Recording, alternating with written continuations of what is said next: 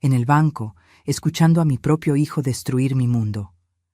Ahí estaba yo, parada en esa fila del banco como cualquier martes por la mañana, con mi bolsa de mano bien apretada contra el pecho y mis papeles organizados como siempre los tengo. El aire acondicionado me daba directo en la cara, pero no era el frío lo que me hacía temblar. Era la voz que acababa de escuchar en la ventanilla de al lado. Una voz que conocía desde que era un susurro de bebé. Una voz que me había dicho «Te amo, mamá», miles de veces. Una voz que ahora estaba pidiendo $80,000 usando mi casa como garantía. Era Miguel, mi único hijo. Mi Miguel. Sí, señor, la casa está a nombre de mi madre, pero ella ya es mayor, ¿sabe? Yo manejo todos sus asuntos ahora, le decía al empleado bancario con esa seguridad que jamás había usado para defenderme a mí. Sentí como si alguien me hubiera arrancado el aire de los pulmones de un golpe. Como cuando era niña y me caía de la bicicleta, pero 1000 veces peor. Porque esta vez no era un raspón en la rodilla, era mi propio hijo clavándome una daga en el corazón. Si esta historia te está tocando el alma, por favor suscríbete al canal para que no te pierdas más confesiones como esta que cambian vidas. El empleado bancario, un muchacho joven que no debía tener más de 30 años, revisaba unos papeles con el ceño fruncido. Señor, necesitamos la firma de la propietaria. Además, veo aquí que ya habían intentado hacer este mismo trámite el mes pasado con documentos que no pudimos procesar.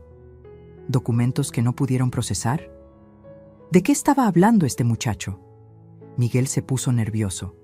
Lo conocía demasiado bien. Cuando era pequeño y rompía algo en la casa, ponía exactamente esa misma cara. Mire, joven, mi madre tiene ya 67 años. A veces se confunde con los papeles. Yo solo estoy tratando de ayudarla a resolver este problema familiar muy urgente. ¿Problema familiar? ¿Qué problema familiar? Mis piernas parecían de gelatina, pero algo dentro de mí, algo que no sabía que existía, me dio la fuerza para caminar hacia esa ventanilla.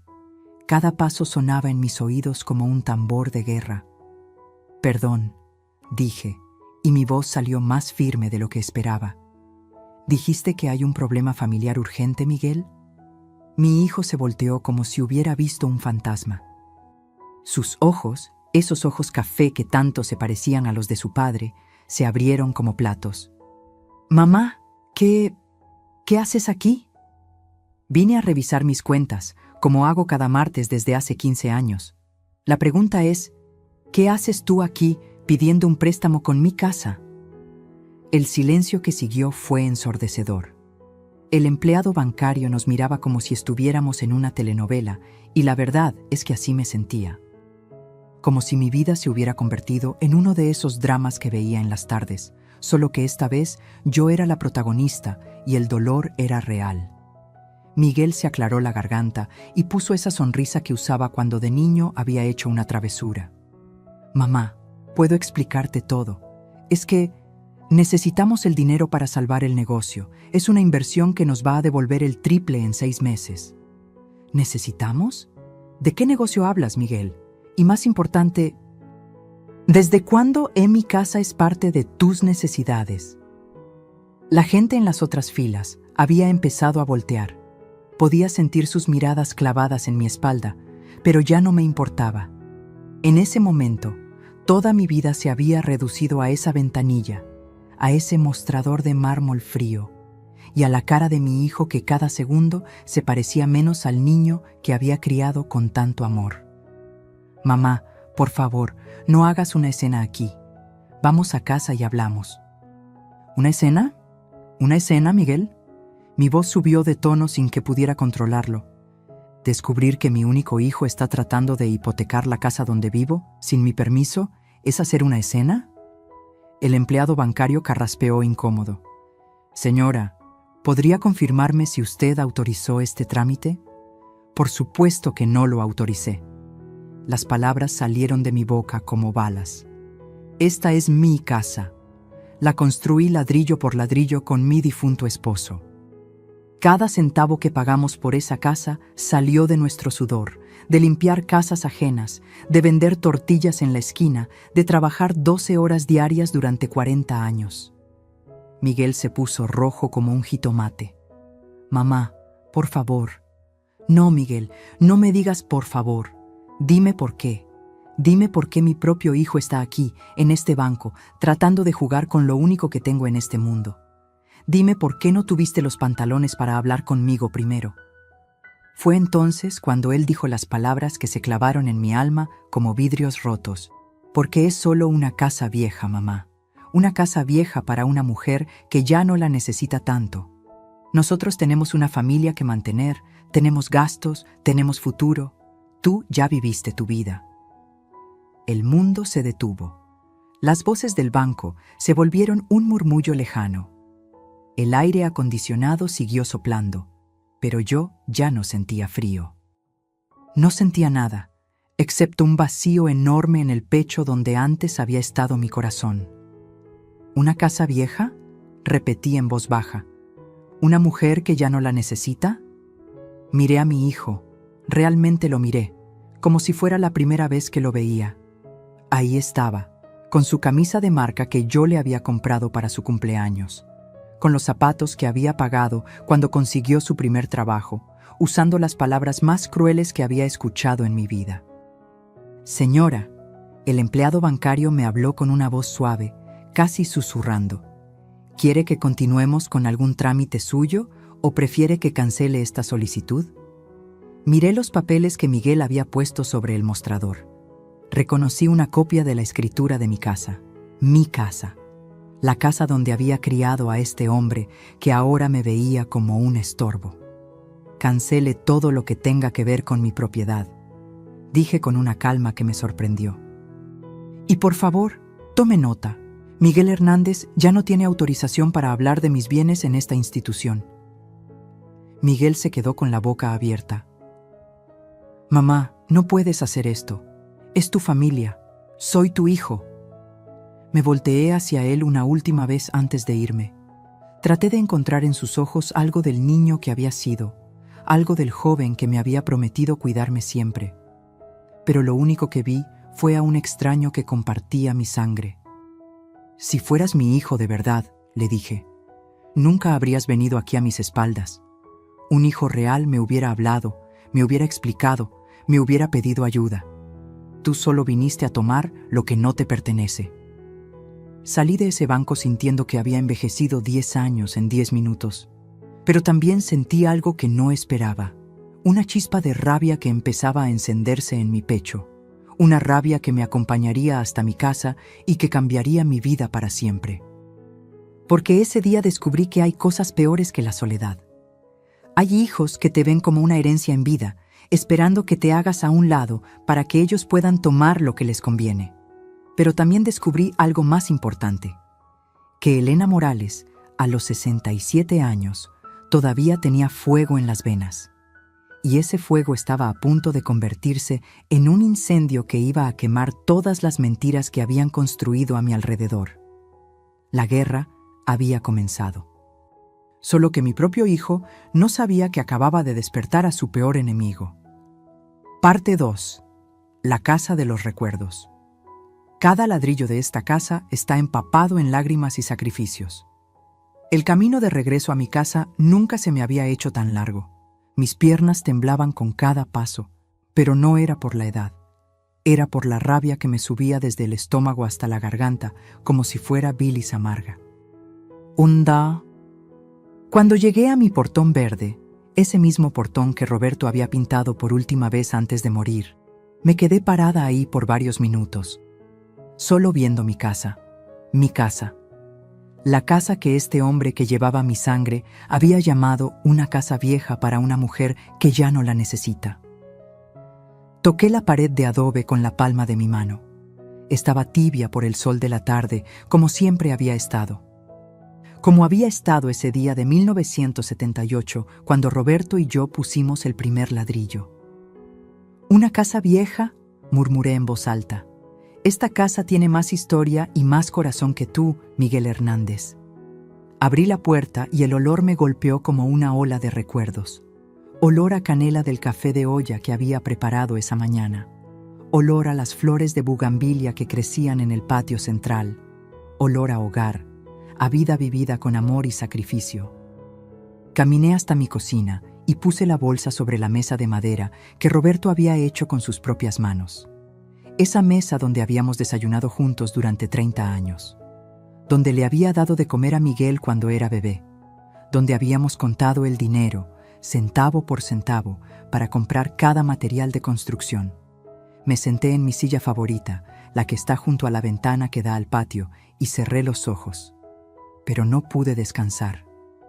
Los recuerdos llegaron como una avalancha.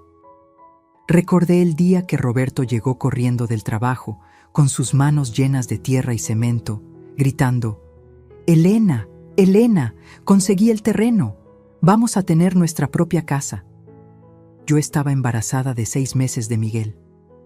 Vivíamos en un cuartito rentado en la colonia San José, donde las paredes eran tan delgadas que podíamos escuchar cuando los vecinos respiraban fuerte. Roberto trabajaba 12 horas diarias en la construcción y yo vendía tamales en la esquina de la escuela primaria. «¿Estás seguro, mi amor? ¿Podemos pagarlo?», le pregunté, tocándome el vientre donde Miguel daba pataditas como si también estuviera emocionado. «Vamos a poder, Elena, te lo prometo. Vamos a construir un hogar para nuestro hijo, un lugar donde pueda correr, donde pueda tener su propio cuarto, donde nunca tenga que pasar las necesidades que nosotros pasamos». Y cumplió su promesa. ¡Ay, cómo la cumplió! Los primeros 2 años fueron los más duros. Roberto trabajaba en la construcción de día y en nuestra casa de noche.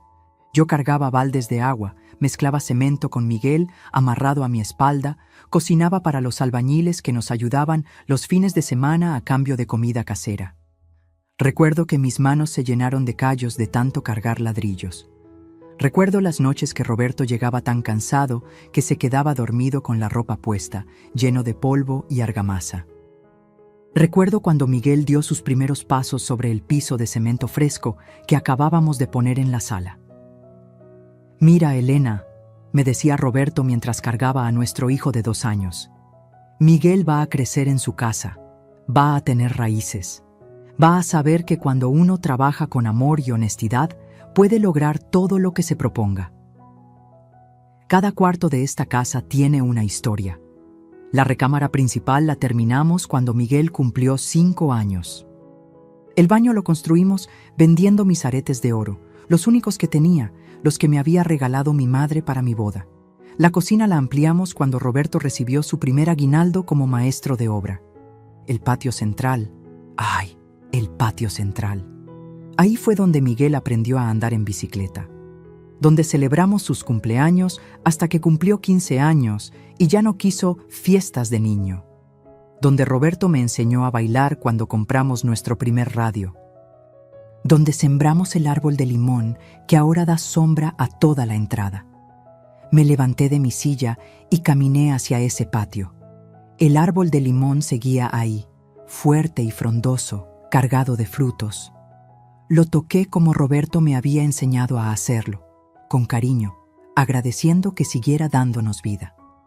«¿Sabes qué, arbolito?», le dije en voz alta, sintiéndome un poco loca, pero sin importarme. «Mi propio hijo dice que esta casa ya no vale la pena, que es vieja, que yo ya no la necesito». Una brisa suave movió las hojas, como si el árbol me estuviera respondiendo. Como si me dijera: «Elena, tú sabes cuánto vales, tú sabes cuánto vale esta casa». Caminé por cada cuarto, tocando las paredes como si fueran viejos amigos. En el cuarto de Miguel, que ahora uso como costurero, todavía estaban algunos de sus dibujos pegados en la pared. Dibujos de cuando tenía 8 años, donde pintaba a nuestra familia, papá, mamá y él, parados frente a una casa con un árbol grande y un sol sonriente arriba. «Somos los más felices del mundo», había escrito con su letra de niño en uno de los dibujos. ¿En qué momento ese niño feliz se había convertido en el hombre que quería quitarme lo que más amaba? Regresé a la sala y me senté en el sillón donde Roberto solía ver las noticias de las 8. Desde ahí podía ver toda la casa, el patio con su árbol de limón, la cocina donde todavía guardaba sus platos favoritos, el pasillo donde colgaban las fotos de nuestros mejores momentos.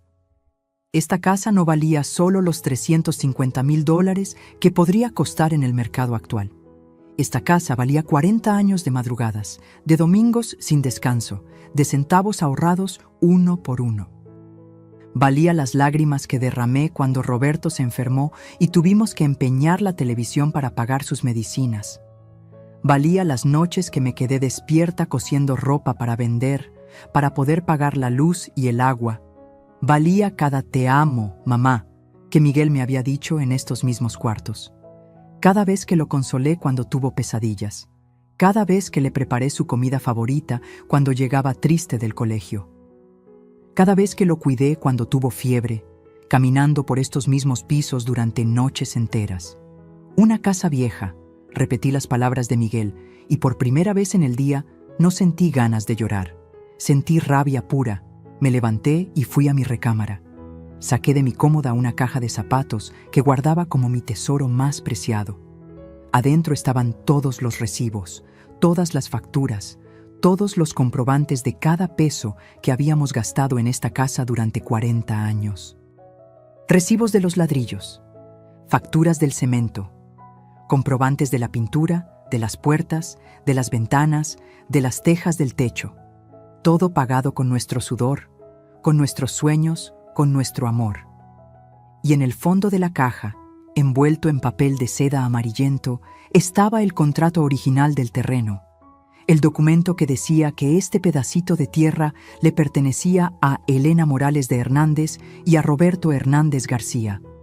Roberto ya no estaba, pero yo sí. Y mientras yo respirara, esta casa seguiría siendo mía. Sonó el timbre de la entrada. Por la ventana vi la camioneta blanca de Miguel estacionada afuera. Él y Vanessa venían caminando hacia mi puerta, y por la forma en que ella movía las manos mientras hablaba, supe que venían a presionarme más. Guardé los papeles en la caja y la caja en su lugar. Me alisé el cabello frente al espejo y respiré profundo. «Roberto», susurré mirando su foto en mi mesita de noche. «No sé cómo, pero voy a defender lo que construimos juntos. Te lo prometo». Caminé hacia la puerta principal con pasos firmes. Por primera vez en el día me sentía fuerte. Me sentía en casa. En mi casa. Porque Miguel podía llamarla vieja todo lo que quisiera.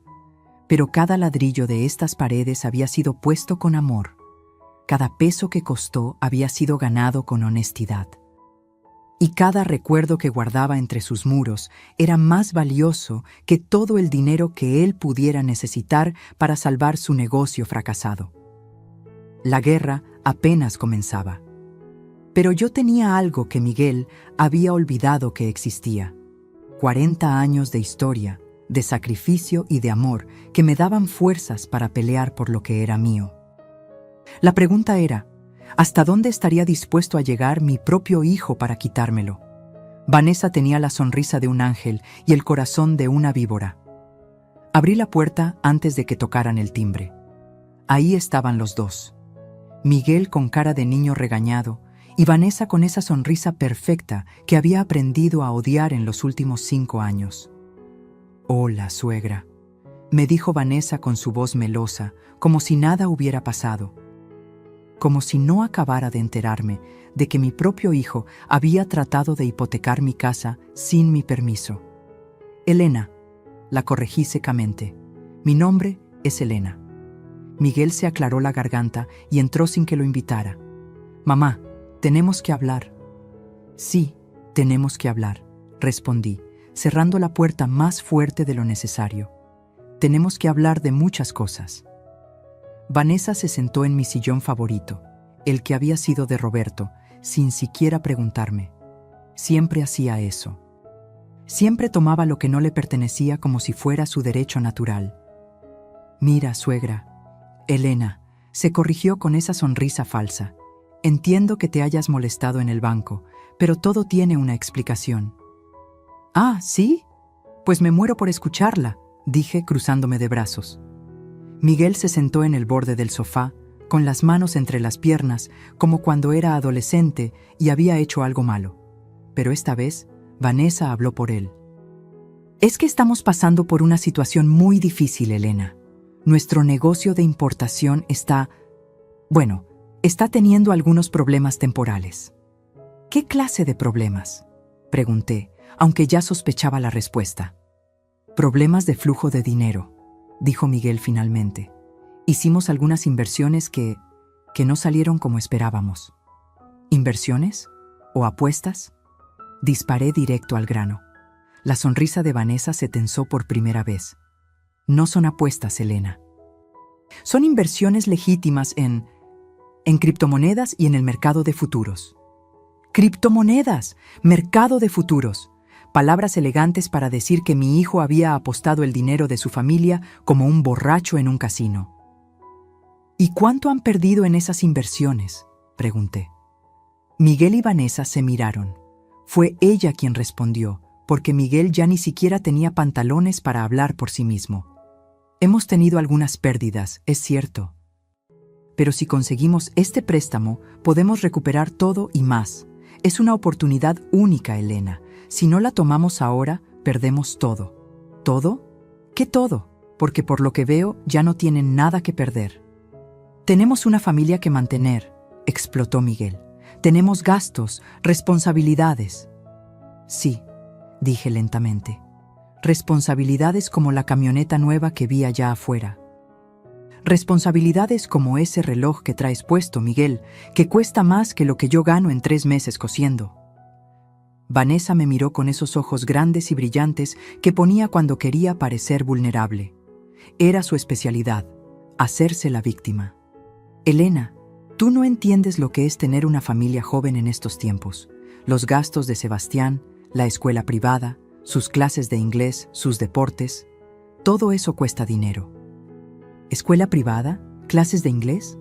Vanessa, yo crié a Miguel con lo que ganábamos vendiendo comida en la calle y salió adelante perfecto. ¿O no, Miguel? Mi hijo no me miró a los ojos.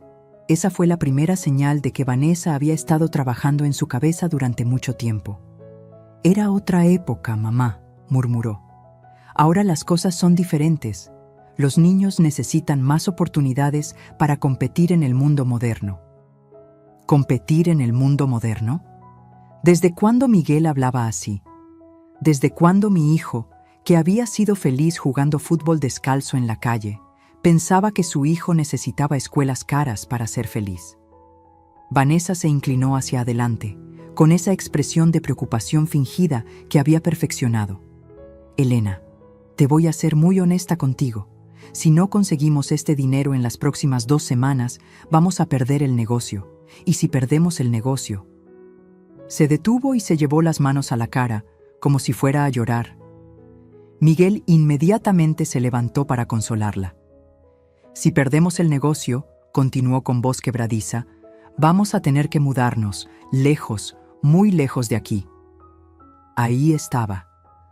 La amenaza velada, la manipulación más cruel que existe, usar a un nieto como arma emocional. ¿Qué estás diciendo exactamente, Vanessa? Estoy diciendo que mi hermano tiene un negocio en Texas. Él nos ha ofrecido trabajo allá, pero tendríamos que irnos. Todos. Miguel, yo y Sebastián. Mi corazón se detuvo. Sebastián. Mi nieto. El único nieto que tenía. El único pedacito de Roberto que me quedaba en este mundo. No pueden hacerme eso, susurré. No queremos hacerlo, Elena, dijo Miguel, tomando la mano de su esposa. Por eso estamos aquí. Por eso te estamos pidiendo ayuda. No me están pidiendo ayuda, respondí, encontrando mi voz otra vez. Me están chantajeando. Me están diciendo que si no les doy mi casa, me van a quitar a mi nieto. No es chantaje, protestó Vanessa. Es la realidad. Si no tenemos dinero, no podemos quedarnos aquí. Es así de simple. ¿Y por qué mi casa tiene que ser la solución a sus problemas? Vanessa suspiró, como si estuviera hablando con una niña tonta. Porque es la única propiedad de valor que tiene la familia, Elena. Es la única forma de conseguir el dinero que necesitamos rápidamente. la única propiedad de valor que tiene la familia, repetí lentamente. ¿Desde cuándo mi casa pertenece a la familia, Vanessa? Bueno, técnicamente, comenzó, pero Miguel la interrumpió. Mamá, eres mi madre. Eres la abuela de Sebastián. Somos familia. Se supone que las familias se apoyan entre sí. Las palabras me dolieron más que una bofetada, porque tenía razón, pero también estaba completamente equivocado. Miguel, dije despacio, cuando tenías 8 años y te enfermaste de pulmonía, tu papá y yo empeñamos nuestros anillos de matrimonio para pagar el hospital. Cuando tenías 15 años y querías ir en el viaje de la escuela, trabajé limpiando oficinas 3 meses extra para darte el dinero. Cuando te casaste, vendí mis aretes de oro para ayudarte con la fiesta. Miguel bajó la cabeza. Siempre, siempre te he apoyado, pero siempre me han pedido las cosas. Nunca, jamás han venido a tomar lo que es mío sin preguntarme. Es que sabíamos que ibas a decir que no, murmuró Vanessa. ¿Y por qué pensaban que iba a decir que no? Porque Vanessa me miró como si fuera obvio. Porque las personas mayores siempre tienen miedo de los riesgos. Porque no entienden las oportunidades modernas de inversión. Ahí estaba otra vez. La condescendencia. La forma en que me hablaba como si fuera una viejita senil que no entendía el mundo. ¿Oportunidades modernas de inversión? Vanessa, ¿sabes cuánto dinero tengo ahorrado en el banco? Se encogió de hombros. No mucho, supongo. $45,000. ¿Sabes de dónde salió ese dinero?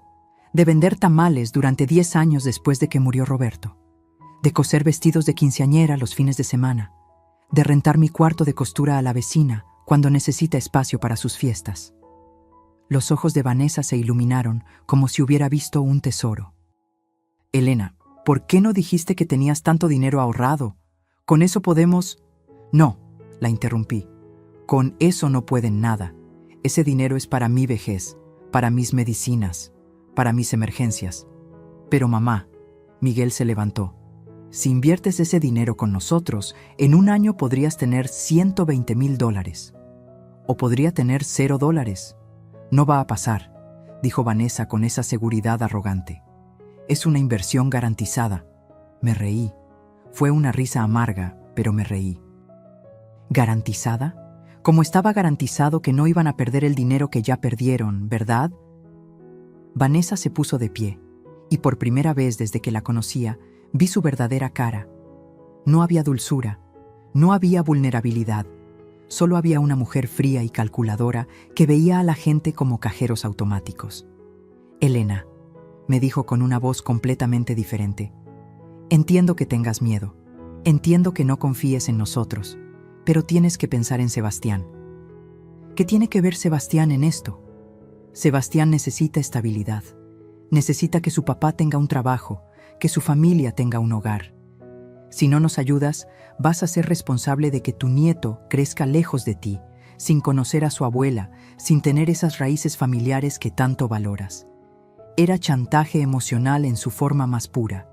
Y lo peor era que Miguel estaba ahí, parado como un idiota, dejando que su esposa me manipulara con su propio hijo. Así que es mi culpa, dije lentamente. No es culpa de nadie, respondió Vanessa. Es solo la realidad. Tú tienes el poder de mantener unida a esta familia, o de separarla para siempre. Me quedé en silencio por un largo momento. Los miré a los dos. Miguel evitando mi mirada, Vanessa con esa sonrisa victoriosa que creía que yo no podía ver. ¿Saben qué? Dije finalmente. Tienen razón. Soy una persona mayor. Soy de la generación pasada. No entiendo las inversiones modernas. Vanessa sonrió más ampliamente, pensando que había ganado. Pero sí entiendo una cosa, continué. Entiendo cuando alguien me está mintiendo, y ustedes dos me han estado mintiendo desde que llegaron aquí. La sonrisa de Vanessa se desvaneció. No les voy a dar mi casa. No les voy a dar mis ahorros. ¿Y si realmente planean llevarse a Sebastián lejos de mí, solo porque no les doy el dinero que quieren, entonces no son la familia que yo creía que eran? Miguel finalmente me miró. Mamá. No, Miguel, ya hablaste demasiado, o mejor dicho, ya dejaste que ella hablara demasiado por ti. Me dirigí hacia la puerta y la abrí. Creo que ya terminamos de hablar por hoy. Vanessa se puso de pie y su máscara de dulzura había desaparecido completamente. Elena, estás cometiendo un error muy grande. El error lo cometí hace 5 años cuando permití que entraras en esta familia sin conocerte realmente. Se fueron sin decir más.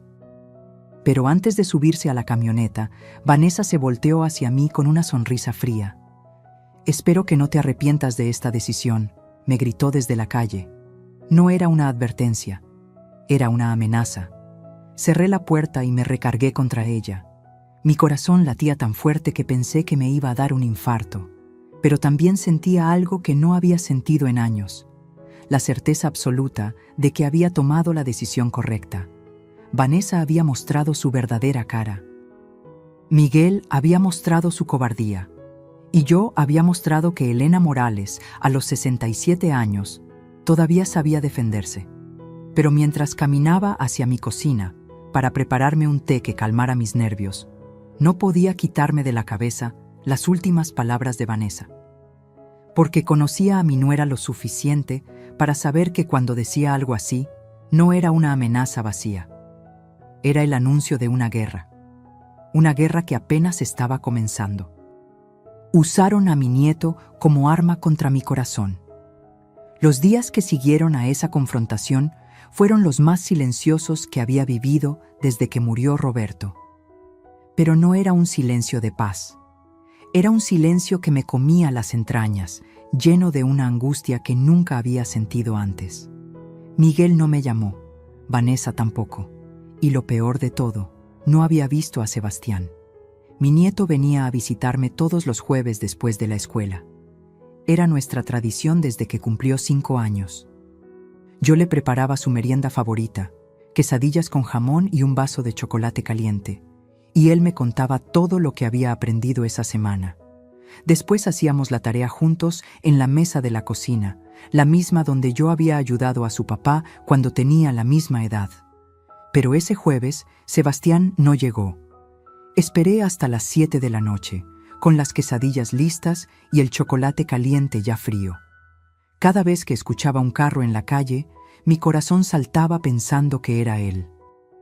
Pero no vino. El viernes tampoco vino, ni el sábado. Para el domingo ya no podía más. Tomé el teléfono y marqué el número de Miguel.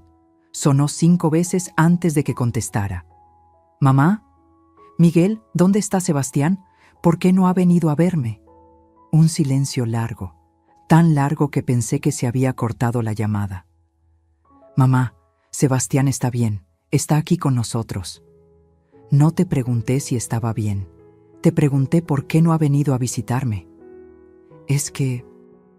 Bueno, mamá, Vanessa y yo hemos estado pensando que quizás no es buena idea que Sebastián pase tanto tiempo allá. Sentí como si me hubieran clavado un cuchillo en el pecho. ¿Cómo que no es buena idea? Es que últimamente has estado muy estresada, muy alterada. No queremos que Sebastián se confunda o se asuste con las discusiones familiares. Las palabras salieron de mi boca como balas. ¿Yo estoy alterada? ¿Yo estoy estresada? Miguel, ¿tú viniste a hipotecar mi casa sin mi permiso y yo soy la que está alterada? Mamá, por favor no grites. Sebastián puede escucharte. Perfecto, ponlo al teléfono. Quiero hablar con mi nieto. No puedo hacer eso ahora mismo, mamá. ¿Cómo que no puedes? ¿Desde cuándo no puedo hablar con Sebastián? Desde que decidiste ser egoísta y no ayudar a tu propia familia cuando más te necesitábamos. Las palabras me golpearon como una cachetada. Egoísta. Mi propio hijo me había llamado egoísta por no entregarles mi casa. Miguel, mi voz se quebró. ¿Sabes cuántas veces en tu vida te dije que no? Mamá, no es sobre el pasado, es sobre ahora. Es sobre ser una abuela que piensa en el futuro de su nieto. ¿Y qué tiene que ver el futuro de Sebastián con hipotecar mi casa? Tiene que ver con todo. Su voz subió de tono. Si perdemos el negocio, vamos a tener que mudarnos. Sebastián va a tener que cambiarse de escuela, dejar a sus amigos, empezar de cero en otro lugar. ¿Eso es lo que quieres para tu nieto? Era chantaje puro. Lo sabía, lo sentía, pero aún así me dolía como si fuera verdad. Miguel, si tienen problemas económicos, podemos buscar otras soluciones. Podemos hablar con el banco para... No hay otras soluciones, mamá. La única solución es que nos apoyes, que actúes como una verdadera madre y una verdadera abuela. ¿Una verdadera madre? Ahora era mi turno de alzar la voz. ¿Una verdadera madre? Miguel, ¿quieres que te recuerde todo lo que hice por ti cuando eras niño? ¿Quieres que te cuente cuántas veces tu papá y yo nos quedamos sin comer para que tú pudieras tener todo lo que necesitabas? Eso era tu obligación. Eras mi madre. Y ahora también soy tu madre. Pero eso no significa que tengas derecho a quitarme lo único que me queda. No te estamos quitando nada, mamá. Te estamos pidiendo que inviertas en el futuro de tu familia. No, Miguel. Me están chantajeando. Me están diciendo que si no les doy mi casa, van a llevarse a Sebastián lejos de mí. Otro silencio largo.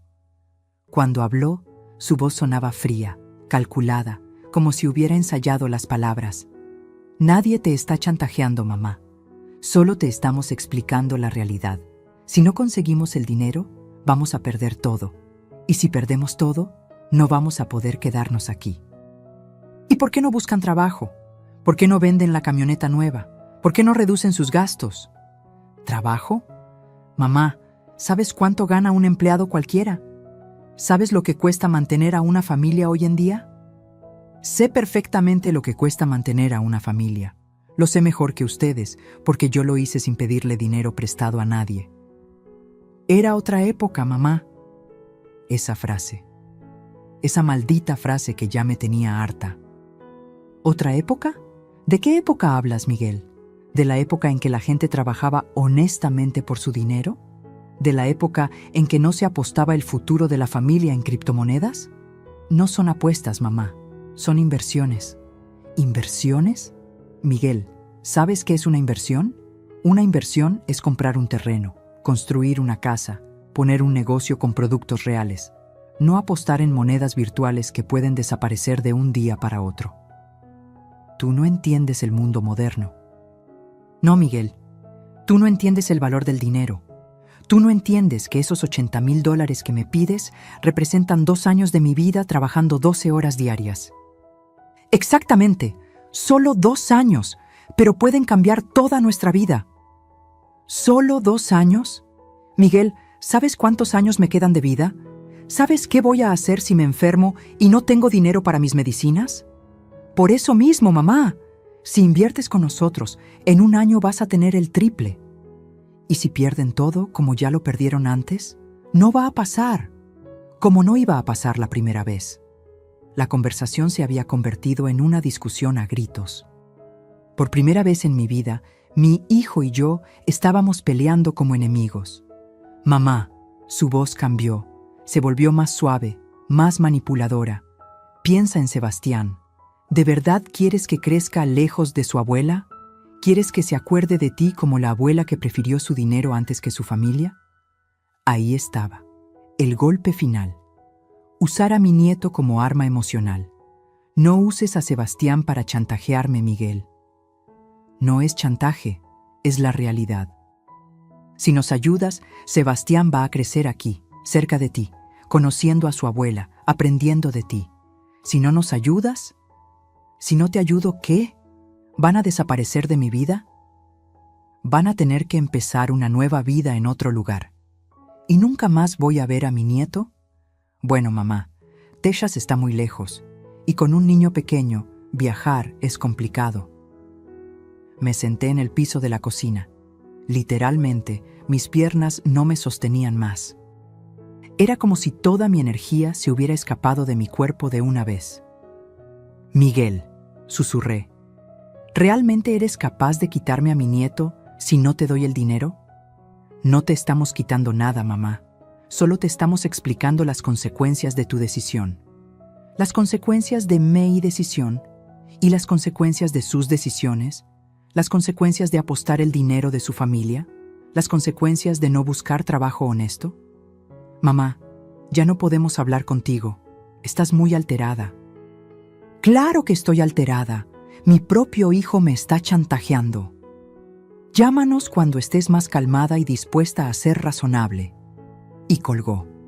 Me quedé ahí sentada en el piso de mi cocina, con el teléfono en la mano, llorando como no había llorado desde el funeral de Roberto. ¿Ser razonable? ¿Ser razonable era entregar mi casa para que ellos siguieran apostando dinero que no era suyo? ¿Ser razonable era permitir que me chantajearan con mi propio nieto? Los siguientes días fueron un infierno. No dormía, casi no comía, y cada vez que sonaba el teléfono corría a contestar, pensando que podía ser Sebastián, pero nunca era él. Una semana después, doña Carmen, mi vecina, me trajo noticias que me partieron el alma. Elena, me dijo mientras tomábamos café en mi cocina, vi a tu nieto ayer en el parque. Mi corazón se aceleró. ¿Cómo estaba? ¿Se veía bien? Se veía triste, mija, muy triste.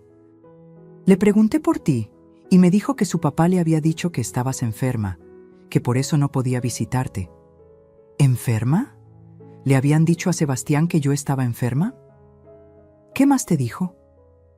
Me preguntó si era cierto que las abuelas se enferman cuando sus nietos no las visitan. Le dije que no, que las abuelas se enferman cuando están tristes y que seguramente tú estabas triste porque no lo veías. Sebastián pensaba que yo estaba enferma por su culpa. Mi nieto de 8 años estaba cargando con una culpa que no le correspondía. Esa noche no pude más. Marqué el número de Miguel otra vez. «Mamá, ¿ya tomaste una decisión?» No me saludó. No me preguntó cómo estaba. Solo me preguntó si ya había decidido darles el dinero. «Miguel, ¿por qué le dijiste a Sebastián que estoy enferma?» Tenía que decirle algo para explicar por qué no puede visitarte.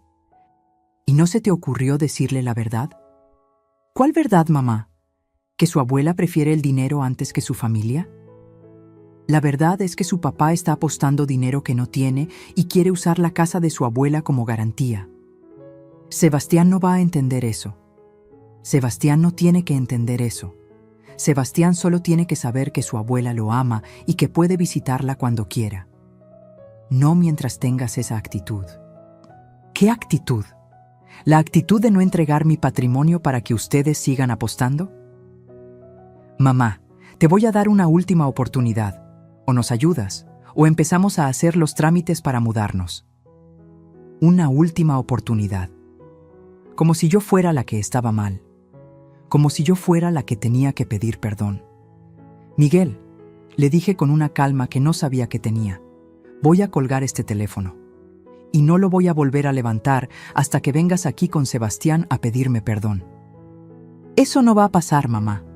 Entonces, supongo que ya tomaste tu decisión. La decisión la tienes que tomar tú. Colgué, y por primera vez en 2 semanas sentí algo parecido a la paz. No era felicidad, no era alivio, pero era la tranquilidad de saber que había puesto un límite. Miguel podía chantajearme todo lo que quisiera. Podía usar a Sebastián como arma emocional. Podía amenazarme con mudarse lejos, pero no iba a conseguir mi casa. No iba a conseguir mis ahorros. Y definitivamente no iba a conseguir que me sintiera culpable por proteger lo que era mío, porque hay una diferencia entre ser madre y ser tonta. Y Elena Morales había sido muchas cosas en la vida, pero tonta nunca. La guerra estaba declarada. Y por primera vez desde que comenzó todo esto, sentía que yo también tenía armas para pelear. Me hicieron sentir como una extraña en mi propia familia. 2 meses. 2 meses completos sin ver a Sebastián, sin escuchar su risa llenando mi casa, sin ayudarlo con la tarea, sin preparar sus quesadillas favoritas.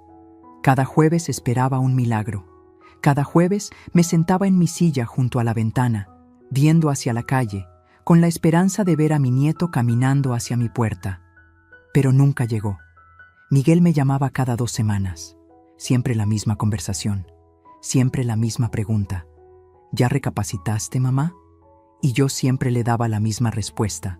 Cuando vengas con Sebastián a visitarme, podemos hablar. Pero ese día, ese maldito sábado de octubre, todo cambió. Sonó el timbre a las 10 de la mañana. Abrí la puerta esperando ver al cartero o a doña Carmen, pero ahí estaba Miguel, solo, con cara de funeral y un sobre manila en las manos. «Mamá, tenemos que hablar, es urgente». «¿Dónde está Sebastián?», fue lo primero que le pregunté. «Está con Vanessa, esto es entre tú y yo». Entró sin que lo invitara. Se sentó en el sillón de Roberto y puso el sobre la mesa de centro. «Mamá, me dolió mucho tomar esta decisión, pero no me dejaste otra opción». El corazón se me empezó a acelerar. ¿Qué decisión? Abrió el sobre y sacó una carpeta llena de papeles. Papeles oficiales con sellos y firmas. «Hemos iniciado un proceso legal para que me den la custodia sobre tus bienes y tu persona». Las palabras llegaron a mis oídos como si vinieran de muy lejos, como si estuviera bajo el agua. ¿Qué estás diciendo? Estoy diciendo que vamos a demostrar que ya no tienes la capacidad mental para manejar tus propios asuntos. Me quedé sin aire, literalmente sin aire, como si alguien me hubiera dado un puñetazo en el estómago. «Miguel, ¿qué estás diciendo? ¿Estás loco?» «No estoy loco, mamá. Estoy preocupado. Estos últimos meses has mostrado comportamientos muy extraños. Paranoia, agresividad, toma de decisiones irracionales». ¿Decisiones irracionales? ¿Como no entregarles mi casa para que sigan apostando dinero? ¿Como negarle ayuda a tu familia cuando más te necesita? ¿Como encerrarte en esta casa sin recibir visitas? ¿Como rehusarte a aceptar ayuda médica? ¿Qué ayuda médica? Yo no necesito ayuda médica. Miguel sacó otro papel de la carpeta. «Aquí está la evaluación de la doctora Ramírez. Ella dice que has mostrado signos de deterioro cognitivo y cambios de personalidad consistentes con demencia senil temprana». «¿Qué doctora Ramírez? Yo nunca he hablado con ninguna doctora Ramírez». «Mamá, por favor, no hagas esto más difícil. La doctora Ramírez me consultó sobre tu comportamiento después de que le conté lo que había pasado en el banco. Ella dice que es muy común que las personas mayores pierdan la capacidad de manejar dinero y tomen decisiones financieras peligrosas». Me levanté de mi silla temblando de rabia. «¿Le contaste a una extraña sobre nuestros problemas familiares? ¿Y ella te dio una opinión médica sobre mí sin siquiera conocerme?» «No es una extraña, mamá. Es la esposa del primo de Vanessa. Es una profesional respetada». «Es una farsa, Miguel, una farsa completa. Ningún doctor puede diagnosticar a alguien sin haberlo examinado». «Mamá, cálmate. Estás demostrando exactamente el tipo de comportamiento agresivo del que estamos hablando». ¿Agresivo? Miguel, ¿me estás diciendo que quieres declararme incapaz mental para robarme mi casa y tú dices que yo soy la agresiva? No queremos robarte nada, mamá. Queremos cuidarte. Queremos asegurarnos de que tomes las decisiones correctas para tu propio bienestar. ¿Y quién va a decidir cuáles son las decisiones correctas? ¿Tú? ¿Vanessa? Un juez, mamá. Un juez imparcial que va a evaluar toda la evidencia». «¿Qué evidencia?». Miguel sacó más papeles de la carpeta. Mi corazón se hundió más con cada hoja que veía. «Tenemos testimonios de vecinos que dicen que has estado comportándote de manera extraña, que hablas sola en el patio, que a veces gritas sin razón. Hablo con el árbol de limón, el árbol que sembró tu papá. ¿Desde cuándo es un crimen recordar a los muertos?». «Mamá, ¿no escuchas lo que estás diciendo? Hablar con un árbol no es normal». «¿Y qué más dice tu evidencia? Tienes facturas sin pagar, cuentas bancarias que no has revisado en meses, medicamentos vencidos en tu botiquín». Cada palabra era una mentira y una puñalada al mismo tiempo. «Miguel, todas mis facturas están al día. Reviso mis cuentas bancarias cada martes, y los únicos medicamentos que tengo son aspirinas para el dolor de espalda». «¿Puedes probarlo?». «Por supuesto que puedo probarlo. Todos mis papeles están en orden, siempre han estado en orden. Mamá, el hecho de que creas que todo está en orden cuando obviamente no es así, es parte del problema. Era como estar en una pesadilla, como si hubiera despertado en un mundo donde todo estaba al revés, donde mi propio hijo me veía como una loca. Miguel, mi voz se quebró. ¿Realmente crees que estoy loca? Por primera vez desde que llegó, me miró directamente a los ojos, y lo que vi me destruyó. Mamá, creo que necesitas ayuda. Creo que estos últimos meses has estado tomando decisiones que no son buenas para ti, y creo que si alguien no interviene, vas a terminar lastimándote. ¿Lastimándome cómo? Viviendo sola en esta casa enorme, sin supervisión médica, sin ayuda familiar, manteniendo grandes cantidades de dinero en cuentas que cualquier estafador podría vaciar. ¿Cualquier estafador? ¿Como ustedes? No somos estafadores, mamá, somos tu familia. Todo lo que queremos es ayudarte. Ayudarme dándome mi casa. Ayudarte gestionando tus bienes de manera responsable. Ayudarte a tomar decisiones financieras inteligentes. ¿Y quién va a vivir en mi casa mientras ustedes gestionan mis bienes? Miguel se quedó callado. Esa fue toda la respuesta que necesité. Ya veo. Ustedes van a vivir aquí. Van a vender mi casa. Van a usar mi dinero. Pero todo es por mi propio bien, ¿verdad? Mamá, tienes 70 años. Tengo 67. Tienes 67 años. No puedes vivir sola para siempre. Es mejor que hagamos estos arreglos ahora, cuando puedes entender lo que está pasando, que esperar hasta que sea demasiado tarde. ¿Demasiado tarde para qué? Para que puedas participar en las decisiones sobre tu futuro. Era el chantaje emocional más cruel que había escuchado en mi vida. Me estaba diciendo que si no les entregaba mi casa voluntariamente ahora, me la iban a quitar por la fuerza después. Miguel, susurré, ¿sabes lo que me estás haciendo? Te estoy cuidando. No, me estás humillando, me estás tratando como si fuera una niña tonta que no sabe lo que quiere. Mamá, me estás diciendo que mi propio hijo, el niño que crié con tanto amor, que eduqué, que apoyé en cada momento de su vida, ahora piensa que soy una vieja loca que necesita supervisión. Y no pienso que seas loca. Entonces, ¿qué piensas? Miguel se quedó en silencio por un largo momento. Cuando habló, su voz sonaba cansada. Pienso que eres una mujer obstinada que prefiere su orgullo antes que el bienestar de su familia. Esas palabras me dolieron más que todas las demás juntas, porque por primera vez Miguel no estaba fingiendo preocupación. Estaba diciendo lo que realmente pensaba de mí. ¿Así me ves? ¿Como una mujer obstinada? Te veo como una mujer que está tomando decisiones emocionales en lugar de decisiones racionales. ¿Y la decisión racional sería entregarles mi casa? La decisión racional sería confiar en tu familia. ¿Confiar en ustedes para qué? ¿Para que apuesten mis 40 años de trabajo en criptomonedas? Miguel cerró la carpeta y se puso de pie. Mamá, el proceso legal ya comenzó. En 2 semanas vas a tener que presentarte ante un juez para una evaluación psicológica completa. ¿Y si el juez determina que estoy perfectamente cuerda? Entonces podrás seguir tomando tus propias decisiones. ¿Y si determina que no? Miguel me miró con una expresión que nunca había visto antes.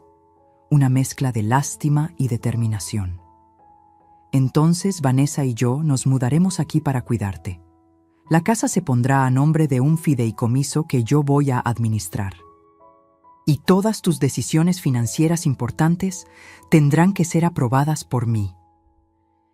Era mi sentencia de muerte en vida. Era perder todo lo que había construido y convertirme en una prisionera en mi propia casa. ¿Y Sebastián? ¿Qué pasa con Sebastián? ¿Él va a saber que su abuela fue declarada incapaz mental? ¿Va a saber que ustedes me quitaron mi casa? Sebastián va a saber que su abuela está enferma y que su familia la está cuidando como se debe. ¿Enferma de qué, Miguel? ¿Enferma de no darles lo que quieren? Miguel caminó hacia la puerta. Antes de salir, se volteó hacia mí una última vez. Mamá, todavía puedes evitar todo esto. Todavía puedes aceptar nuestra ayuda voluntariamente. Todavía podemos ser una familia normal. Una familia normal no chantajea a sus ancianos con procesos legales falsos.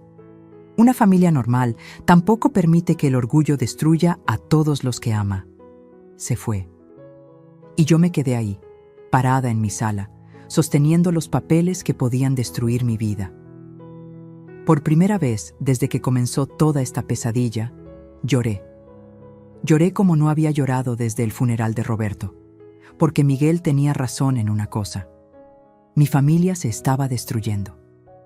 Pero se estaba destruyendo porque mi propio hijo había decidido que robarme era más fácil que trabajar honestamente.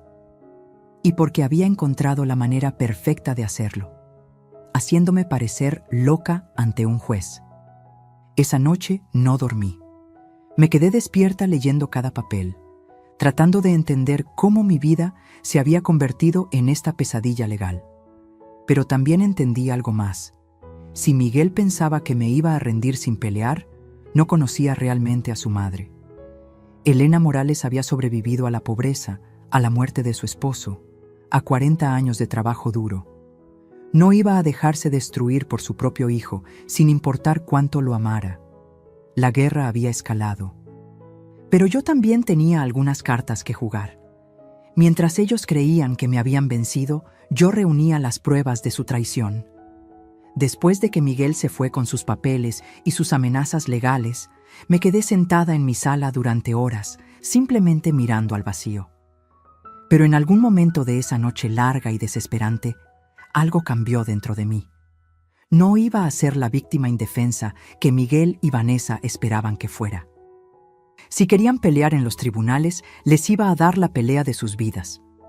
A la mañana siguiente, hice algo que no había hecho en más de 40 años. Me arreglé como si fuera a una ocasión especial, tomé mis ahorros del banco y salí a buscar ayuda profesional. La primera parada fue el bufete de abogados de la avenida principal, un edificio elegante, con oficinas que me intimidaron desde el momento en que entré. La recepcionista me miró de arriba a abajo, evaluando mi ropa sencilla y mi bolsa gastada. ¿En qué podemos ayudarla, señora? Necesito un abogado que se especialice en casos de familia.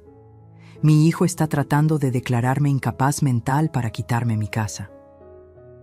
Me dieron una cita para 3 semanas después. 3 semanas que no tenía. La consulta costaba $500 solo por escucharme. Salí de ahí sintiéndome más pequeña de lo que había entrado. Pero cuando regresaba a mi casa, me crucé con doña Carmen en la esquina. Ella estaba platicando con una mujer joven que no conocía. «¡Elena!», me gritó doña Carmen. «Ven acá, quiero presentarte a alguien». La mujer joven se acercó con una sonrisa genuina. Tendría unos 35 años. Llevaba un traje sencillo pero elegante y tenía unos ojos inteligentes que me dieron confianza inmediata. «Soy Cristina Morales», me dijo, extendiéndome la mano. «Abogada. Y curiosamente, también soy Morales, como usted». Doña Carmen nos interrumpió con entusiasmo. «Cristina es la hija de mi comadre Rosa. ¿Te acuerdas de Rosa, Elena? La que vendía elotes en el parque. Su hija se recibió de abogada hace 5 años y tiene su propio despacho aquí en el barrio». «¿Aquí en el barrio?», pregunté sorprendida. «Así es», confirmó Cristina. «Abrí mi oficina precisamente para ayudar a gente de la comunidad que no puede pagar los honorarios de los bufetes grandes. Mi mamá me contó que siempre soñó con que yo ayudara a familias como la nuestra». Doña Carmen me guiñó el ojo. «Elena tiene algunos problemitas legales. Su hijo se está portando muy mal con ella». Cristina me miró con atención. «¿Quiere que hablemos? Mi oficina está a 3 cuadras y la consulta es gratuita para vecinos». 1 hora después, estaba sentada en una oficina pequeña pero acogedora, contándole a Cristina toda la historia desde el principio. Ella tomaba notas sin interrumpirme, asintiendo de vez en cuando, y haciendo preguntas precisas que me mostraron que entendía perfectamente lo que estaba pasando. Elena, me dijo cuando terminé de hablar, lo que su hijo está haciendo se llama abuso financiero de adultos mayores. Es un delito y también es motivo suficiente para que cualquier juez deseche su petición de custodia. Pero él tiene papeles, tiene testimonios de vecinos. ¿Ha visto esos testimonios? No. Solo me dijo que los tenía. Cristina sonrió por primera vez desde que empezamos a hablar. Elena, permíteme explicarte algo sobre los procesos legales. No basta con decir que tienes pruebas. Tienes que mostrar pruebas reales, verificables, que puedan ser examinadas por la otra parte y por el juez. ¿Y la doctora que supuestamente me diagnosticó sin conocerme? Eso es mala praxis médica. Ningún doctor ético da un diagnóstico sin examinar al paciente. Y ningún juez serio aceptará esa evaluación como evidencia. Por primera vez en semanas, sentí que podía respirar completamente. Pero necesitamos nuestras propias pruebas, continuó Cristina. Necesitamos demostrar que usted está perfectamente cuerda, que maneja sus finanzas responsablemente y que su hijo está intentando manipular el sistema legal para robarle su patrimonio. ¿Cómo hacemos eso? Primero, vamos a pedirle una evaluación psicológica completa con un neuropsicólogo certificado. Segundo, vamos a reunir todos sus documentos financieros para demostrar que está al día con todas sus obligaciones. Y tercero, se detuvo y me miró con una expresión casi conspiratoria. Tercero, vamos a investigar la verdadera situación financiera de Miguel y Vanessa, porque tengo la sospecha de que están en problemas mucho más grandes de los que le han dicho. Salí de esa oficina sintiéndome como una mujer nueva. Por primera vez desde que empezó toda esta pesadilla, tenía un plan. Durante los siguientes días, seguí las instrucciones de Cristina al pie de la letra. Me hice la evaluación psicológica, que resultó, como era de esperarse, completamente normal. Organicé todos mis documentos financieros. Conseguí cartas de referencia de mis vecinos, de mi banco, de mi doctor. Pero también hice algo que Cristina no me había pedido específicamente. Empecé a investigar a Miguel y Vanessa. Comencé por lo obvio. Si realmente tenían un negocio de importación, tendría que estar registrado en algún lado. Fui a la oficina de registros mercantiles y pedí información sobre cualquier empresa a nombre de Miguel Hernández o Vanessa Hernández. No encontré nada, absolutamente nada. Después fui al registro de la propiedad. La camioneta nueva que presumían estaba a nombre de una financiera. Debían $43,000 con pagos atrasados de 2 meses. La casa donde vivían era rentada y según el administrador del complejo habitacional debían 3 meses de renta. Pero lo más interesante lo descubrí por casualidad cuando me encontré a la mamá de uno de los compañeros de escuela de Sebastián en el supermercado. ¡Ay, Elena!, me dijo después de los saludos de cortesía.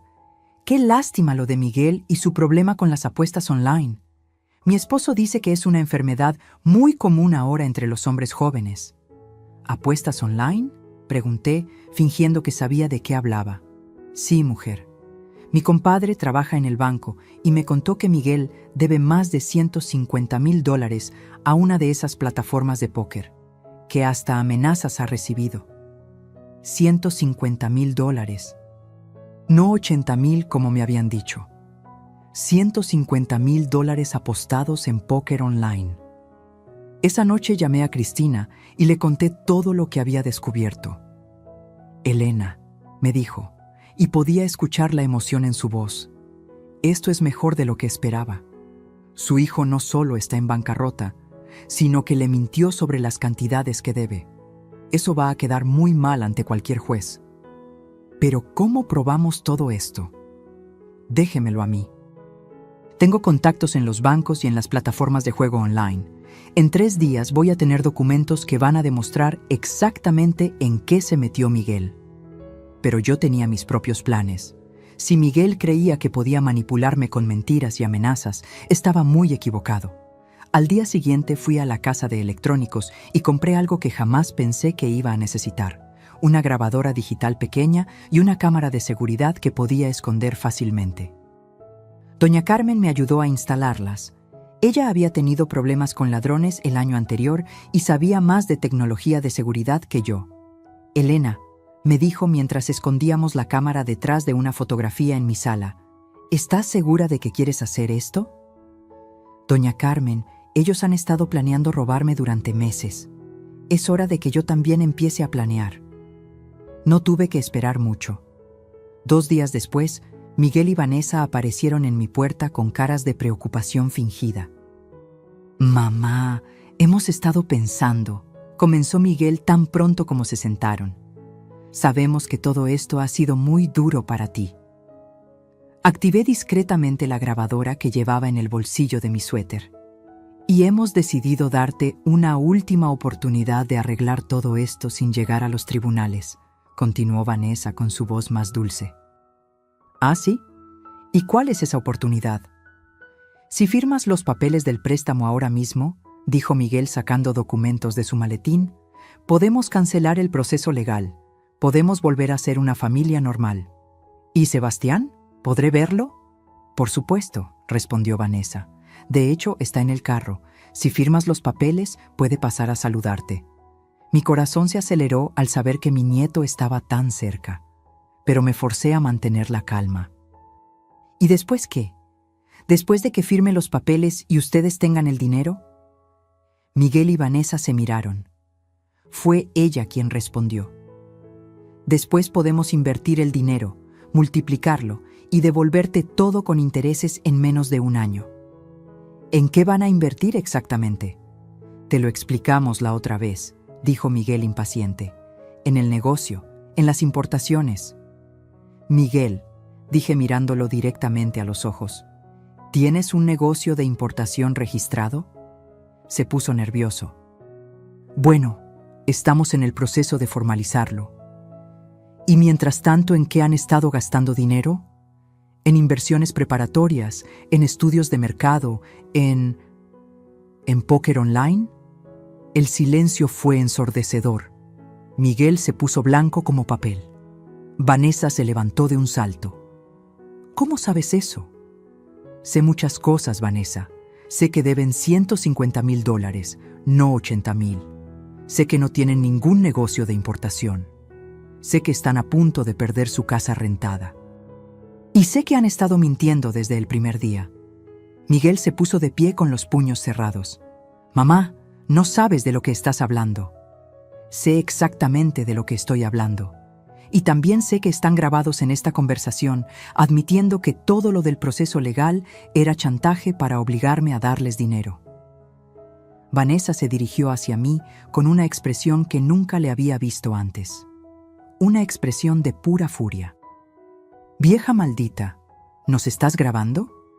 «Vanessa», le respondí con una calma que me sorprendió. «Acabas de insultarme en mi propia casa. También quedó grabado». Miguel tomó a Vanessa del brazo. «Vámonos, vámonos ahora». «No, Miguel», dijo ella soltándose. «Esta vieja estúpida acaba de arruinarlo todo. Después de todo lo que hemos hecho para conseguir ese dinero, después de todos los planes que hicimos». «¿Qué planes, Vanessa?», pregunté, manteniendo la grabadora activa. «Los planes de quedarnos con esta casa y con tu dinero desde el principio. Los planes de deshacernos de ti en cuanto tuviéramos todo lo que necesitábamos». Miguel la miró horrorizado. «Vanessa, cállate». «¿Para qué? Ya todo se arruinó. Esta vieja no va a darnos nada, y ahora tampoco vamos a poder usar el proceso legal porque sabe demasiado». Se volteó hacia mí con una sonrisa cruel. «Pero ¿sabes qué, Elena? Todavía tenemos a Sebastián, y te aseguro que nunca, nunca lo vas a volver a ver». Esas fueron las últimas palabras que dijo antes de salir de mi casa como una tormenta, arrastrando a Miguel detrás de ella. Me quedé temblando en mi sala, pero no de miedo, de triunfo. Tenía todo grabado. Tenía las confesiones de Vanessa sobre sus verdaderos planes. Tenía a Miguel admitiendo que el proceso legal era chantaje. Tenía suficiente evidencia para destruir completamente su caso. pero también tenía algo más: la certeza absoluta de que la guerra estaba lejos de terminar. Porque Vanessa tenía razón en una cosa: todavía tenían a Sebastián, y ahora sabía que estaban dispuestos a usarlo como arma hasta el final. La verdad siempre sale a la luz, y cuando lo hace, quema todo a su paso. Una semana después de la conversación grabada, Cristina me citó en su oficina con noticias que cambiarían todo. Llegué temprano, nerviosa pero decidida. En sus ojos vi algo que me dio esperanza. Tenía información poderosa. «Elena», me dijo colocando una carpeta gruesa sobre su escritorio, «lo que voy a mostrarle va mucho más allá de lo que imaginábamos. Su hijo y su nuera no solo están en problemas financieros, están huyendo de problemas criminales». Abrió la carpeta y empezó a mostrarme documentos que me helaron la sangre. Miguel debe exactamente $193,000 en plataformas de apuestas online, pero eso no es lo peor. Ha estado usando identidades falsas para abrir cuentas bancarias y solicitar préstamos que nunca pagó. ¿Identidades falsas?, susurré. Ha usado el nombre de Vanessa, el suyo propio con información alterada, incluso Elena también usó su nombre. El mundo se me vino encima. ¿Mi nombre? Hay 3 solicitudes de préstamos online a su nombre, con su información personal, pero con una dirección de correo electrónico que no es suya. Por suerte, todas fueron negadas porque los algoritmos detectaron inconsistencias en los datos. Me quedé sin palabras. Mi propio hijo había intentado usar mi identidad para conseguir dinero. Pero hay más, continuó Cristina. Vanessa tiene órdenes de arresto pendientes en Texas por estafa inmobiliaria. Por eso no pueden mudarse allá. Es mentira lo del hermano que les ofrece trabajo. ¿Estafa inmobiliaria? Vendió propiedades que no existían a personas de la tercera edad. Estafó a 15 familias por un total de $200,000 antes de huir a México. Cada revelación era peor que la anterior. ¿Y el proceso legal contra mí? ¿La evaluación psicológica? Cristina sonrió por primera vez desde que empezó a hablar. Completamente fraudulento. La supuesta doctora Ramírez ni siquiera existe. El registro médico que presentaron es falsificado. Y los testimonios de vecinos que dijeron tener son inventados. ¿Cómo puedes estar tan segura? Porque hablé con todos sus vecinos personalmente. Doña Carmen me ayudó. Todos dicen lo mismo, que usted es la mujer más sensata y responsable del barrio, que mantiene su casa impecable, que paga todas sus cuentas a tiempo, que nunca ha mostrado ningún signo de confusión mental. Por primera vez en meses, sentí que podía respirar completamente. Cristina, ¿qué significa todo esto? Significa que vamos a destruir completamente su caso. Pero más importante, significa que podemos presentar una demanda penal contra ellos por abuso financiero de adultos mayores, fraude e intento de estafa. ¿Y Sebastián? La expresión de Cristina cambió. Ahí es donde necesitamos ser muy cuidadosos. Sebastián está siendo usado como rehén emocional, lo cual también es una forma de abuso. Pero debemos manejar esto de manera que no le cause más trauma del que ya ha sufrido. ¿Qué propones? Vamos a organizar una reunión familiar. Pero no va a ser la reunión que Miguel y Vanessa esperan.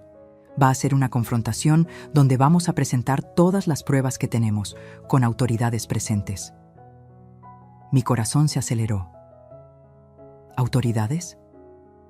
Un detective especializado en delitos financieros y un trabajador social especializado en protección de menores.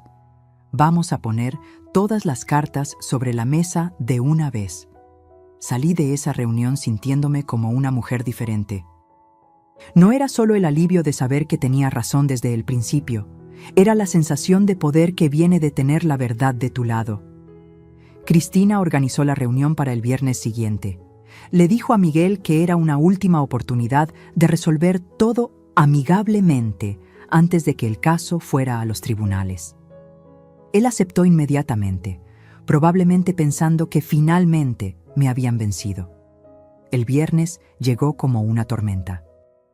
Miguel y Vanessa aparecieron en mi casa a las 2 de la tarde, con Sebastián esperando en el carro como siempre. Mi corazón se partió al ver a mi nieto ahí afuera, pero sabía que todo esto era por él. «Mamá», dijo Miguel tan pronto como entraron, «esperamos que hayas recapacitado.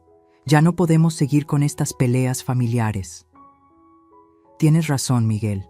Ya no podemos seguir así». Vanessa me miró con desconfianza. «Elena, ¿eso significa que vas a firmar los papeles? Significa que es hora de que hablemos con la verdad». En ese momento sonó el timbre. Miguel y Vanessa se miraron confundidos cuando fui a abrir la puerta. Cristina entró seguida por 2 personas que no habían esperado ver: el detective Ramírez y la licenciada Sánchez, del Departamento de Protección a Menores. «¿Qué está pasando aquí?», preguntó Miguel poniéndose pálido. «Lo que está pasando», dijo Cristina con voz firme, «es que vamos a hablar sobre abuso financiero de adultos mayores, fraude de identidad y uso de menores para chantaje emocional». Vanessa se levantó de un salto. «Esto es una trampa». «No es una trampa», respondí con calma. «Es justicia». El detective Ramírez se presentó mostrando su placa. «Miguel Hernández, Vanessa Hernández, tenemos algunas preguntas sobre sus actividades financieras recientes». Miguel tartamudeó. No entiendo de qué están hablando». Cristina puso sobre la mesa toda la documentación que habíamos reunido. Hablamos de $193,000 en deudas de juego. Hablamos de identidades falsas usadas para solicitar préstamos. Hablamos del intento de usar la identidad de la señora Elena para conseguir dinero sin su autorización. «Eso no es cierto», gritó Vanessa. «¿No es cierto que tienes órdenes de arresto en Texas por estafa inmobiliaria?», preguntó el detective mirándola directamente. El silencio que siguió fue ensordecedor. Vanessa se puso blanca como papel. «¿Cómo?», murmuró Miguel. «¿Cómo sabemos todo esto?», continuó Cristina. «Porque a diferencia de ustedes, nosotros investigamos con la verdad». Puso sobre la mesa las grabaciones de nuestra última conversación. «También tenemos grabado cómo admitieron que el proceso legal era chantaje, cómo planeaban quedarse con la casa de Elena y cómo amenazaron con usar a Sebastián como arma emocional». Miguel se desplomó en el sillón. «Mamá, yo...». «No, Miguel», lo interrumpí. «Ya no hay más mentiras, ya no hay más manipulación, ya no hay más chantaje». La licenciada Sánchez habló por primera vez. «Señor Hernández, el uso de un menor para coaccionar emocionalmente a un adulto mayor es considerado abuso infantil según nuestras leyes. Sebastián ha sido privado de contacto con su abuela como forma de presión psicológica». «Sebastián está bien», protestó Vanessa. «¿Está bien?», preguntó la licenciada. «¿Un niño de 8 años que cree que su abuela está enferma por su culpa está bien? ¿Un niño que ha sido usado como moneda de cambio está bien?». Miguel empezó a llorar. Era la primera vez que lo veía llorar desde que era niño. «Mamá, no sabía que todo se había salido tanto de control. Al principio solo necesitábamos un poco de ayuda, pero Vanessa dijo que tú nunca ibas a entender, que teníamos que ser más duros». «¡Cállate, idiota!», le gritó Vanessa. «No digas nada más». Pero Miguel ya no la escuchaba. Todo se estaba derrumbando y él lo sabía. «Mamá, las deudas son reales. La gente a la que le debo dinero me ha amenazado. Pensé que si conseguía el préstamo con la casa, podría pagar todo y empezar de nuevo». «¿Y después qué, Miguel? Después de que gastaran mi casa en más apuestas, ¿qué iba a pasar conmigo?». Miguel me miró con ojos rotos. «No sé, mamá. No estaba pensando más allá de salir de este problema». El detective Ramírez tomó la palabra. «Señor Hernández, señora Hernández, tienen derecho a permanecer callados, pero debo informarles que hay suficiente evidencia para presentar cargos criminales por abuso financiero de adultos mayores y fraude». Vanessa se dirigió hacia la puerta, pero el detective la detuvo. «También hay una orden de extradición de Texas esperándola». Todo se vino abajo en ese momento.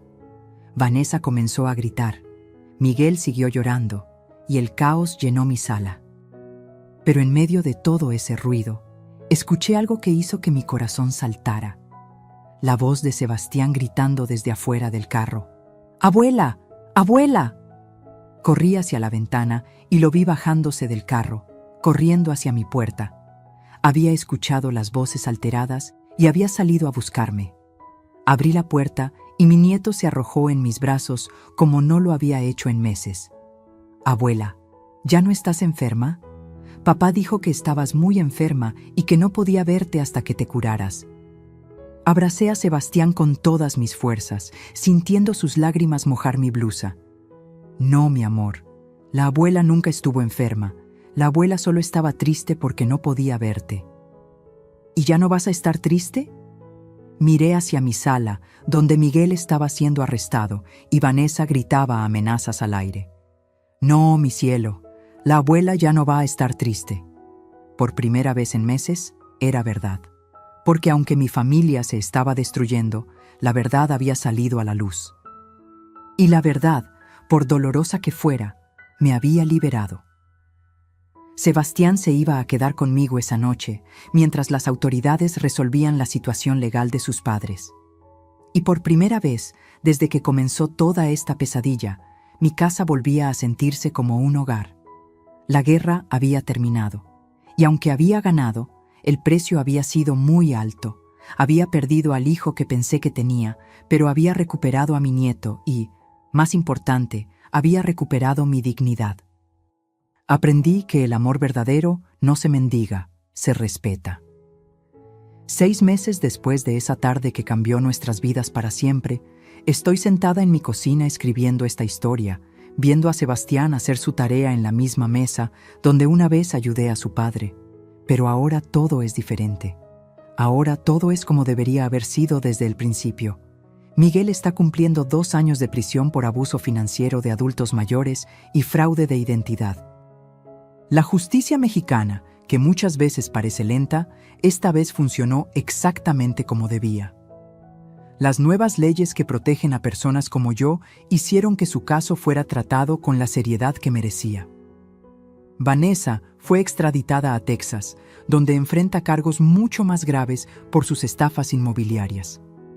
Lo último que supe de ella es que va a pasar al menos 5 años en una prisión estadounidense.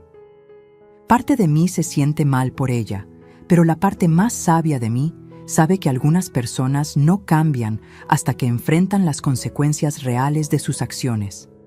Pero la historia de mi familia no terminó en tragedy. Terminó en algo mucho más poderoso. Terminó en redención y en límites sanos. Sebastián ahora vive conmigo de manera permanente. La trabajadora social determinó que era lo mejor para él, considerando la inestabilidad emocional y los problemas legales de sus padres. Al principio pensé que sería demasiado para mí criar a un niño de 8 años a los 67, pero resultó ser exactamente lo que necesitábamos los dos. Mi nieto llegó a esta casa asustado, confundido, cargando con culpas que no le correspondían. Los primeros meses fueron difíciles. Tenía pesadillas. Me preguntaba constantemente si su papá estaba bien, si su mamá iba a regresar. Pero poco a poco, con mucha paciencia y mucho amor, logré que entendiera que nada de lo que había pasado era su culpa. Abuela, me dijo una noche mientras cenábamos, ¿por qué papá hizo cosas malas? Porque a veces los adultos toman decisiones equivocadas cuando tienen miedo, mi amor. Tu papá tenía miedo de no poder cuidarte como creía que debía, y ese miedo lo hizo tomar decisiones muy malas. ¿Pero tú nunca vas a tomar decisiones malas conmigo? Sebastián, te voy a decir algo que espero que nunca olvides. Las personas que te aman de verdad jamás te van a usar para lastimar a otros. El amor verdadero protege, no chantajea. Cristina siguió ayudándome durante todo el proceso legal, pero también se convirtió en algo más que mi abogada. Se convirtió en mi amiga, en la hija que nunca tuve. Viene a visitarnos los domingos y Sebastián la adora. Ella me ayudó a establecer un fideicomiso legal que garantiza que mi casa y mis ahorros estarán protegidos y que Sebastián tendrá seguridad económica cuando cumpla 25 años. Elena, me dijo el domingo pasado mientras tomábamos café en el patio, ¿alguna vez te arrepientes de haber peleado tan duro? Jamás, le respondí sin dudar. Aprendí que hay una diferencia enorme entre ayudar a alguien y permitir que te usen. Miguel necesitaba ayuda, pero lo que quería era que yo pagara las consecuencias de sus malas decisiones. Miguel me escribe cartas desde la prisión. Al principio, las tiraba sin leerlas. Estaba demasiado dolida, demasiado traicionada. Pero hace 3 meses decidí leer una, y me alegro de haberlo hecho. En esa carta, por primera vez en años, reconoció completamente lo que había hecho. No había excusas, no había justificaciones. Solo una disculpa sincera y la promesa de que cuando saliera de prisión iba a ganar de vuelta mi confianza paso a paso, si es que yo le daba la oportunidad. Mamá, escribía, entiendo si nunca me perdonas, entiendo si no quieres que Sebastián me vea cuando salga, pero quiero que sepas que estos meses en prisión me han ayudado a ver lo que realmente perdí. No perdí dinero, no perdí oportunidades de negocio. Perdí a la mejor madre del mundo y casi pierdo a mi hijo por mi egoísmo y mi cobardía. Le respondí esa carta. Le dije que el perdón no era algo que se pidiera, sino algo que se ganaba con acciones. Que si realmente quería ser parte de nuestras vidas otra vez, tenía que demostrar que había cambiado, no solo prometerlo. Miguel, le escribí, eres mi hijo y siempre lo serás. Pero la próxima vez que entres en mi casa, va a ser como un invitado que ha ganado el derecho de estar aquí. No como alguien que puede tomar lo que se le antoje porque llevamos la misma sangre. También le puse reglas muy claras. Tendría que estar sobrio completamente. Tendría que tener un trabajo estable. Tendría que someterse a terapia psicológica. Y más importante, tendría que aceptar que Sebastián se iba a quedar conmigo. Que su función como padre iba a ser de apoyo, no de autoridad, hasta que demostrara ser digno de esa responsabilidad. Diputados +1. Algunos familiares me dijeron que estaba siendo muy dura, que era mi hijo, que las familias se perdonan, que todo el mundo merece una segunda oportunidad. Claro que merece una segunda oportunidad, les respondía. Pero una segunda oportunidad no significa que las cosas vuelvan a ser como antes. Significa que tiene la oportunidad de construir algo nuevo y mejor. Porque eso fue lo que aprendí de toda esta experiencia. Que el amor sin límites no es amor, es dependencia emocional. Que ayudar a alguien a evitar las consecuencias de sus malas decisiones no es bondad, es complicidad. Y que a veces, la cosa más amorosa que puedes hacer por alguien es decirle no. Sebastián está floreciendo. Sus calificaciones mejoraron. Tiene amigos nuevos y, lo más importante, tiene estabilidad. Sabe que cuando llega de la escuela voy a estar aquí. Sabe que cuando tiene problemas puede hablar conmigo sin que use sus palabras para manipular a otros. Sabe que es amado incondicionalmente, pero que también hay reglas y límites que se respetan. La casa se siente viva otra vez. Hay ruido de niño, hay risas, hay esperanza, pero también hay algo que nunca había tenido antes. Hay respeto. Sebastián sabe que esta es mi casa, que él vive aquí porque yo lo permito y lo deseo, no porque tenga derecho a estar aquí. Y lejos de hacerlo sentir inseguro, eso lo hace sentir más protegido. Abuela, me dijo anoche mientras le leía un cuento antes de dormir, cuando sea grande, ¿voy a poder cuidarte como tú me cuidas a mí? Mi amor, le respondí, cuando seas grande, vas a cuidar de tu propia familia, y yo voy a estar orgullosa de verte ser el hombre bueno que sé que vas a ser. ¿Pero siempre vas a ser mi abuela? Siempre. Pero también vas a ser independiente, vas a tomar tus propias decisiones, y vas a vivir tu propia vida. Esa es la diferencia entre amar a alguien y asfixiarlo. No sé si Miguel realmente ha aprendido la lección. No sé si cuando salga de prisión va a ser el hombre que espero que sea. Pero sí sé una cosa. Nunca más voy a permitir que alguien use mi amor como arma en mi contra. Esta casa que construí ladrillo a ladrillo con Roberto sigue siendo mía. Mis ahorros siguen siendo míos. Mi dignidad, que casi pierdo en el proceso, está más fuerte que nunca. Y mi nieto tiene algo que su padre nunca tuvo. Un ejemplo de lo que significa poner límites sanos sin dejar de amar. A veces, en las noches cuando Sebastián ya está dormido, salgo al patio y le hablo al árbol de limón que plantó Roberto. Le cuento cómo están las cosas.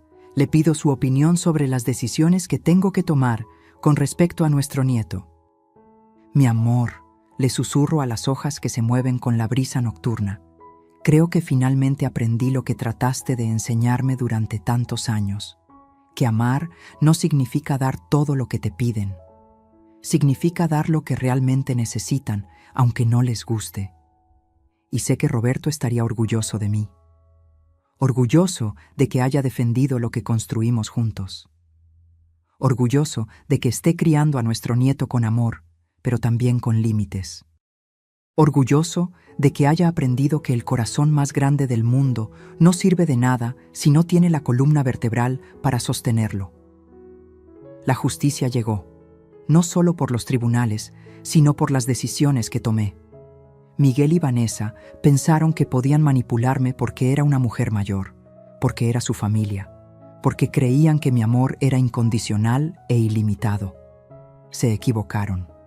Mi amor sí es incondicional, pero mi apoyo, mi dinero y mi casa no lo son. Esas cosas se ganan con respeto, se mantienen con honestidad y se pierden con traición.